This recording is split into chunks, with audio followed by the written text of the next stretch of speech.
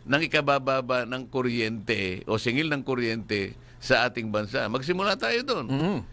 Pagkatapos amyendahan natin yung provision na alam natin na ginagamit ng mga gumagawa ng kuryente, kaya lalong mataas ang presyo. Kamukha nung nakalagay na yung isang distributor, kagaya ng Meralco, meron siyang option na kumuha doon sa mga kabarkada niya na generation companies.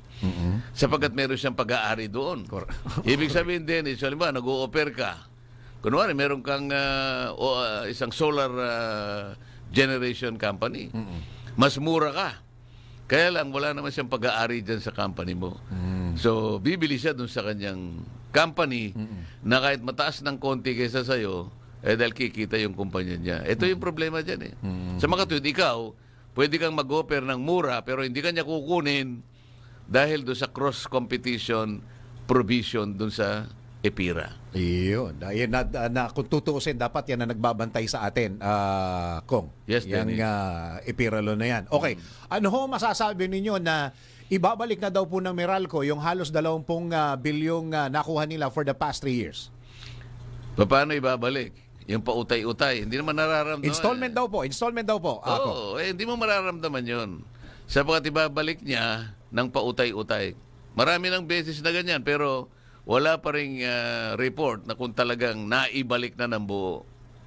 Lalo na yung mga nakaraan. Dahil, totoo naman, Kong, na hindi ito first time na nangyari. No? May nasingil na sobra, nasingil na hindi natin alam, nasingil pala tayo. So, dapat kahit paano po, meron na pumoprotekta sa atin, lalong-lalo na doon sa mga kababayan natin, when it comes to, mga hindi dapat nababayaran at nasisingil ng sobra, Kong. Tama. Sapagkat alam mo, ang susi dito ay yung regulator.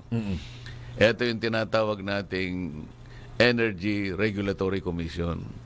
Ang totoo niyan, doon sa kanilang mga mandato, sinasabi rin na kinokontrol din nila yung kinikita ng mga stakeholders. Halimbawa, sa distribution, utility. Meron silang mga resolution na kung saan ay nilalagyan nila ng cap o limitation yung kikitain. Halimbawa, yung tinatawag nilang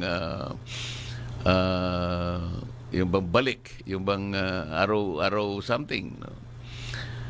Naglagay sila ng isang cap na palagay mo 16.3% yung balik sa stockholders' equity. Ito yung kikitain ng namuhunan eh. Pero pagka sinuma mo at the end of the day, yung financials ng distribution utility, magtataka ka eh. Lumampas siya dun sa cap eh. Meron siya